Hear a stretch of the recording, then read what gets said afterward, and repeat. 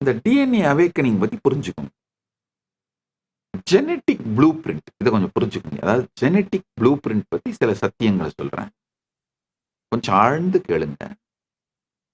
Genetic blueprint complex human traits, be it longevity, cognitive aptitude, or propensity, specific skills are rarely controlled by a single gene.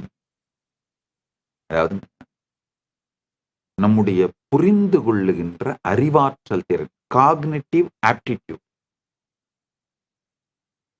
நீண்ட ஆயுள், சில இந்த specialised skills இருக்கு பாருங்க. அந்த திபெத்தில் high ஆல்டிடியூட்ல மக்கள் வாழ்ந்தால் ஆக்சுவலா ஹை ஆல்டிடியூட் வந்து suppose to reduce the longevity. ஆனா திபெத்தியன்ஸுக்கு it becomes such that it increases the longevity. அவங்களுடைய ஆயுள் வந்து அதிகமாகுது. இந்த மாதிரியான காம்ப்ளிகேட்டடான மனித பண்புகள்